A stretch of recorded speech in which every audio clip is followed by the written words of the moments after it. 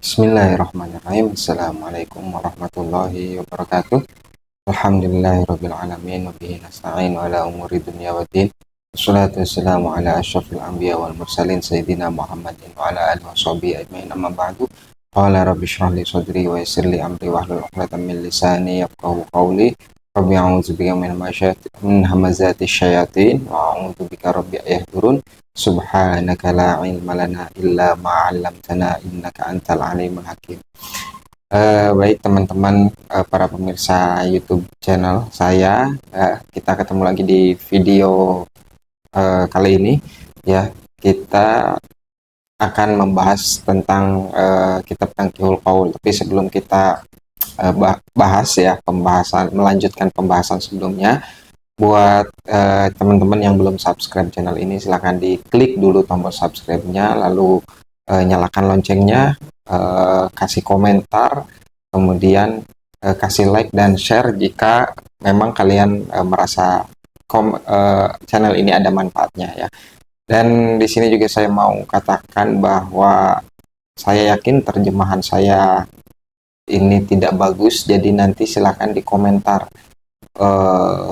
hasil terjemahan saya gitu, karena di sini saya hanya share, berbagi ilmu terutama kepada para murid saya ya yang ada di sekolah tentang pelajaran-pelajaran yang saya dapatkan di pesantren yang mungkin mereka belum mendapatkannya, kurang lebih seperti itu ya. Jadi channel ini isinya itu ya, catatan-catatan saya dan sharing saya tentang apa yang saya dapatkan di pesantren. Baik ya, kita masuk ke video ya, ke isi konten yang akan kita buat kali ini. Ini melanjutkan dari pembacaan kitab yang sebelumnya, yaitu Tanqihul Qaul ya. Ini kitab yang dikarang oleh Syekh Nawawi Al-Bantani ya, seorang ulama dari Banten yang berkiprah di tanah Hijaz ya, atau di Arab Saudi mungkin sekarang di Mekah.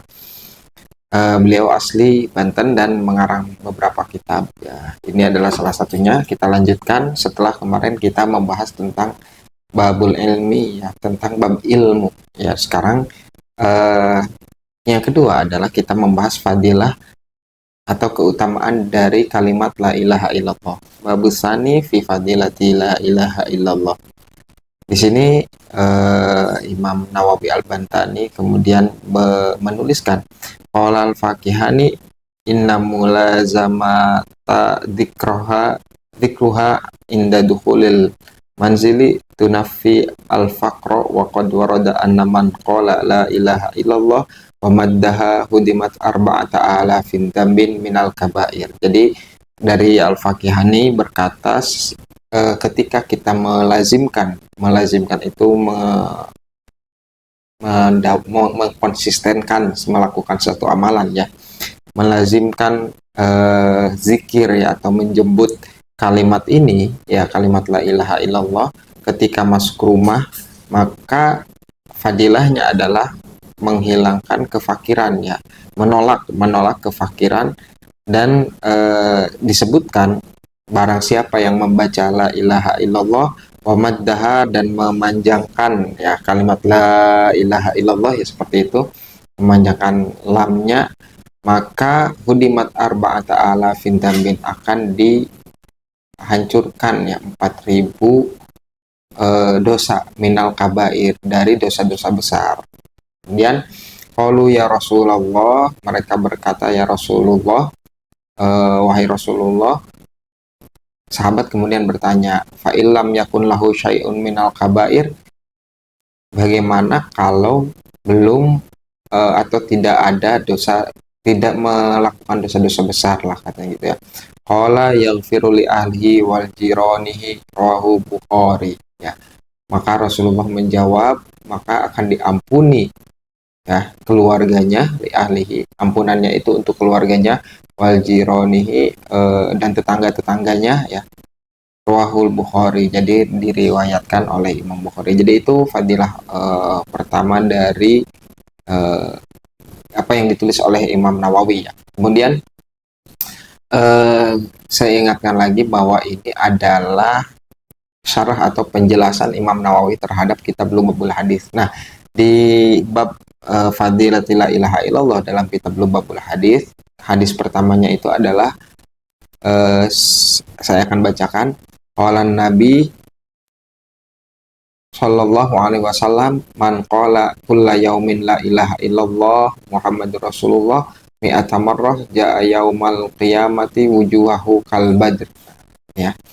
Nabi Muhammad sallallahu alaihi wasallam berkata, barang siapa yang melafadzkan la ilaha illallah sebanyak 100 kali dalam setiap hari, ja'a yaumal qiyamati wajahahu kal badri, maka ketika hari kiamat nanti dia akan datang dengan wajah yang bersinar seperti rembulan gitu ya.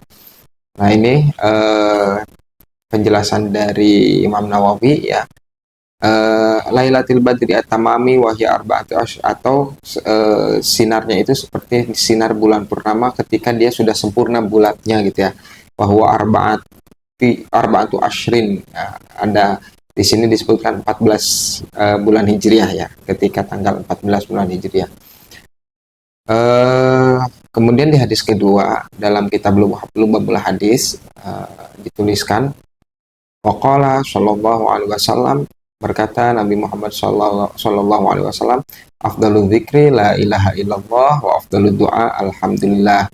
Sebaik-baiknya zikir adalah ucapan la ilaha illallah, dan sebaik-baiknya doa adalah ucapan alhamdulillah. Nah, kenapa bisa begitu? Di sini Imam Nawawi menjelaskan li'annaha kalimatut tauhid, karena la ilaha illallah itu adalah kalimat tauhid, kalimat mengesahkan atau menafikan Tuhan selain Allah gitu ya.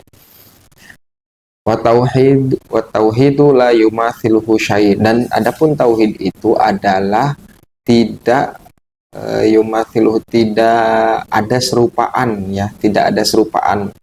Jadi tidak ada padanannya, tidak ada yang mirip gitu ya, tidak ada misluhu.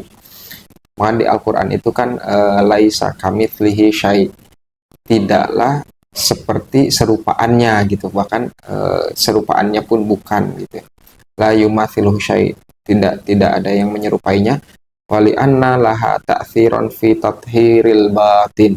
Kenapa afdalu dzikri itu sebaik-baiknya zikir itu adalah la ilaha illallah? Karena kalimat ini memiliki athar, memiliki bekas ta'thiron fi tathhiri batin, dalam membersihkan area-area batin, area-area di dalam diri kita ya, di hati kita ya, di kolbu kita, di sir kita. Fayufidu nafil alihata biqaulihi la ilaha. Nah, dengan kalimat la ilaha illallah tersebut juga berarti kita telah menafikan, menegasikan, meniadakan aliha, Tuhan yang banyak gitu ya. Aliha berarti kita menolak konsep Tuhan yang banyak. Biqauli la ilaha, dengan kalimat la ilaha ya, wa yuthabbitul wahdaniyah lillahi ta'ala biqauli illallah, dan menetapkan bahwa tidak ada, menetapkan keesaan atau ketauhidan kita dengan kalimat illallah. Jadi ketika kita mengatakan la ilaha, itu kita sedang mengatakan bahwa tiada Tuhan yang banyak gitu ya. La ilaha illallah, kecuali Tuhan itu satu, yaitu Allah gitu ya. Wa ya'udu dzikru minal dhahiri lisanihi ila batini qalbihi, dan zikir itu akan menjadi, dan kalimat la ilaha illallah itu akan menjadi zikir dari lisan dan masuk ke hati gitu, batin qalbihi. Wali annal iman la yasihu illa biha. Kenapa la ilaha illallah juga menjadi zikir yang paling afdol? Karena kata Imam Nawawi, tidak sah gitu, tidak sahih gitu ya, tidak sah iman seseorang kecuali telah mengucapkan kalimat la ilaha illallah gitu ya. Illa biha ma'a Muhammadur Rasulullah, dan diikuti dengan kalimat Muhammadur Rasulullah. Jadi seseorang itu yang ketika sudah mengucapkan la ilaha illallah Muhammadur Rasulullah, maka orang tersebut sudah sah beriman gitu terhadap keesaan Allah. Wa Rasulullah walaisa hadza fi ma siwaha minal adkar ya, dan keutamaan inilah yang tidak dimiliki, tidak ada di zikir-zikir yang lain. Jadi kalimat la ilaha illallah Muhammadur Rasulullah itu sangat sangat kuat gitu ya, karena pertama dia adalah pernyataan kita sebagai hamba dalam menegasikan, menafikan eh, konsep Tuhan yang banyak gitu.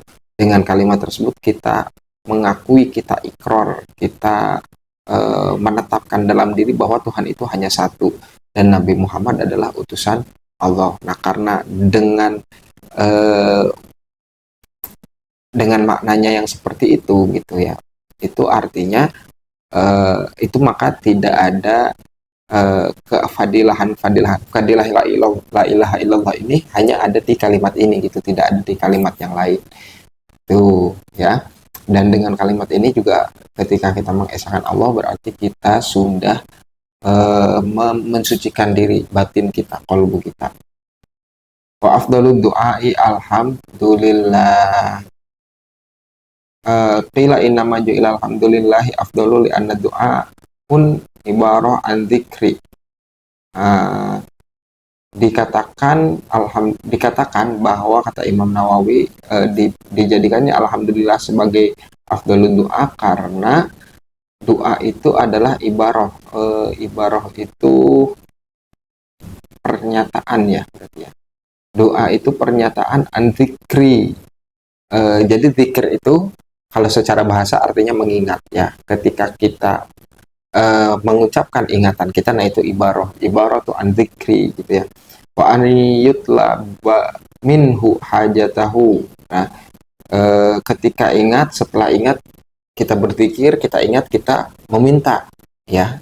Kita meminta hajat kita gitu ya. Hajatahu walhamdulillahi yashmiluha, dan kemudian kalimat alhamdulillah melengkapinya, memadatkannya ya. Yashmilaha fa inna man hamidallah innama yahmaduhu ala ni'amihi yahmadu innama yahmadahu maduhu ya, maaf ya. Nanti silahkan dikoreksi ya bacaan saya. Fa inna man hamidallah, barang siapa yang, karena sesungguhnya barang siapa yang memuji Allah, sesungguhnya dia sedang memuji Allah ala ni'amihi, atas nikmat-nikmat Allah yang Allah kasihkan ke kita gitu, ke manusia. Walhamdu ala ni'matit tolab, dan pujian atau alhamdulillah ala nikmatit tolab, atas kenikmatan meminta gitu ya. Alhamdulillah ala nikmatit tolab mazidun, dan alhamdulillah dan kalimat syukur atas nikmat yang diminta gitu ya. Mazid akan menambahkan kenikmatan tersebut. Qala ta'ala, Allah Subhanahu wa taala berfirman, la syakartum azidannakum. Afada dzalikal aziz rawa hadzal hadits at-Tirmidzi wan Nasa'i wa Ibnu Majah wa Ibnu Hibban wal Hakim an Jabir. Jadi hadis ini, hadis yang tadi afdalu dzikri la ilaha illallah wa afdalud du'a alhamdulillah, diriwayatkan oleh Imam Tirmidzi, Imam Nasa'i, Ibnu Majah, Ibnu Hibban wal Hakim an Jabir, dari sahabat Jabir itu ya. Jadi itulah pentingnya kita untuk selalu berzikir. Ya, paling bagus zikir itu adalah kalimat la ilaha illallah, dan setiap doa yang kita panjatkan selalu ucapkanlah syukur, karena syukur atau alhamdulillah adalah afdalud doa. Mungkin itu aja yang kali ini saya sampaikan. Kita akan ketemu di pembelajaran berikutnya, di video-video berikutnya. Sekali lagi jangan lupa subscribe, komen, like, dan share.